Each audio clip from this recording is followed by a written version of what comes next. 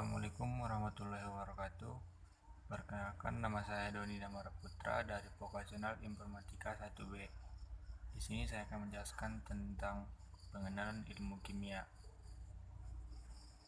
Dalam pengenalan ilmu kimia merupakan bagian dari ilmu pengetahuan alam yang mempelajari penyusun suatu materi, perubahannya menjadi zat lain, serta energi yang terlibat dalam perubahannya.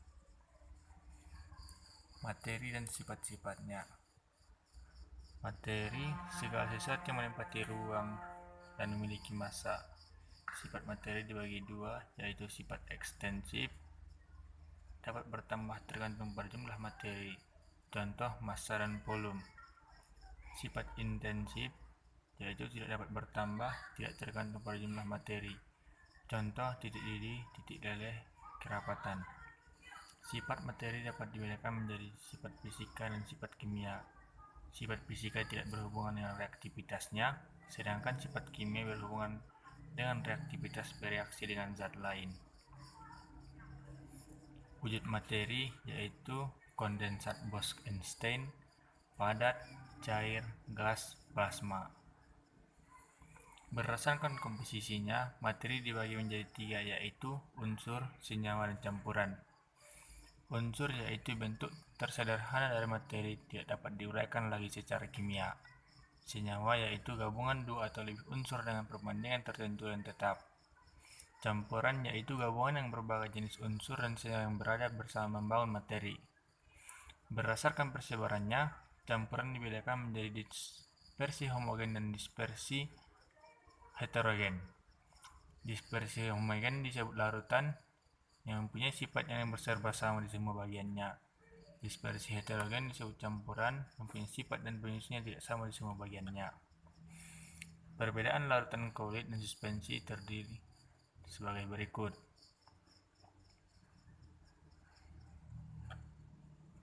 Hukum-hukum dasar kimia. 1. Hukum kekekalan massa Lavoisier. Dalam reaksi kimia, massa bersifat kekal, tidak dapat diciptakan dan tidak dapat dimusnahkan. Contoh sebagai berikut. Kedua, hukum perbandingan tetap atau Proust. Suatu senyawa murni selalu tersusun dari unsur yang tetap dengan perbandingan massa yang tetap. Contoh, air mengandung perbandingan massa oksigen dan hidrogen selalu 1:8.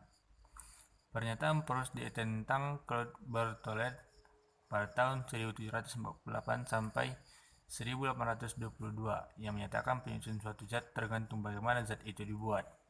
Sekarang terbukti bahwa beberapa senyawa yang dalam keadaan padat mempunyai penyusun yang bervariasi dan tidak selalu tetap, yang dikenal sebagai senyawa Bertolida. 3. Hukum perbandingan berganda atau hukum Dalton. Jika dua senyawa yang berbeda dibentuk oleh dua unsur yang sama, maka bila massa salah satu unsur dalam kedua senyawa, maka unsur lainnya dalam kedua senyawa itu akan mempunyai perbandingan massa sebagai bilangan bulat dan sederhana. Perhatikan tabel berikut. Jadi, perbandingan massa oksigen untuk massa nitrogen yang sama pada masing-masing senyawa A, B, dan C adalah 32:64:80 atau 2:4:5. 4. Teori atom Dalton. Materi terdiri atas partikel-partikel sangat kecil yang tidak dapat dibagi, disebut atom.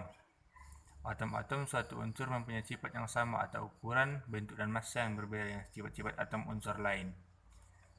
Suatu reaksi kimia hanya merupakan penggabungan, pemisahan, atau pertukaran atom-atom. 5. Hukum Gay-Lussac atau hukum perbandingan volume. Pada tekanan dan suhu yang sama, perbandingan volume dan gas bereaksi dan hasil reaksi merupakan bilangan bulat dan sederhana.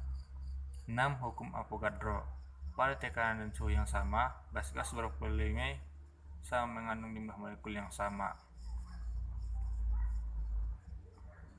BC direaksikan dengan belerang diperoleh data sebagai berikut. Jika BC dan belerang yang direaksikan masing-masing 64 gram, coba hitung massa BC dan belerang yang bereaksi, massa phase yang terbentuk, dan massa yang zat yang tersisa. Dua larutan garam dapat mudah menghasilkan data sebagai berikut. Contohnya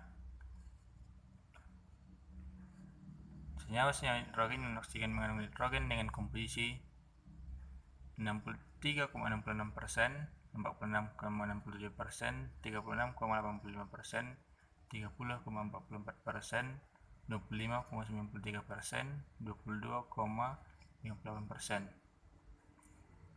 Demikianlah penjelasan saya tentang pengenalan ilmu kimia. Kurang lebihnya saya mohon maaf. Wabillahi taufiq wal hidayah. Assalamualaikum warahmatullahi wabarakatuh.